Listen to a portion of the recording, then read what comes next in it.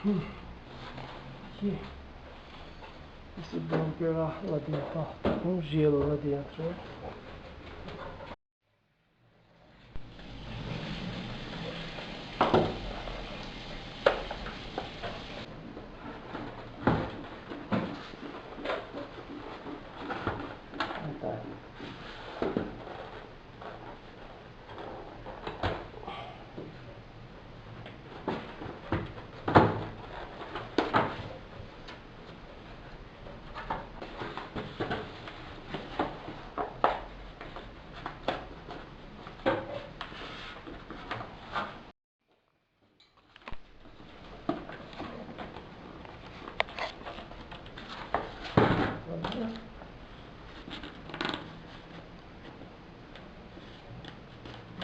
Tá. Soltar aqui também.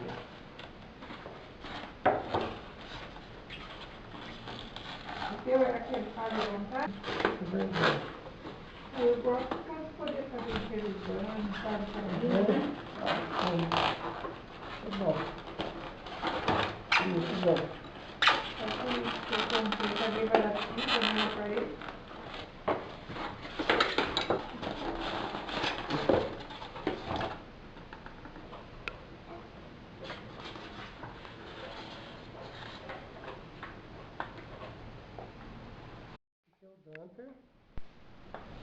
O que ele faz é, ele, conforme vai gelando, ele vai fechando esse espaço aqui.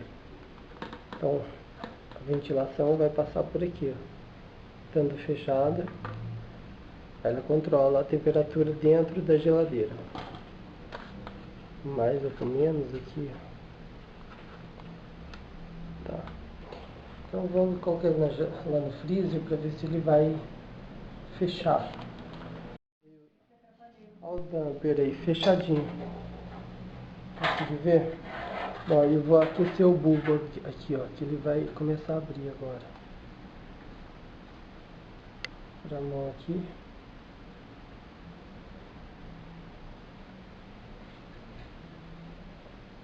Viu? Abriu, né? Então, o damper, então tá ok. O problema que estava aqui congelando era só o gelo. Vou colocar.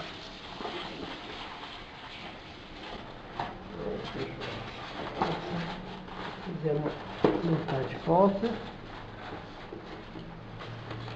Com cuidado para não quebrar esse isopor.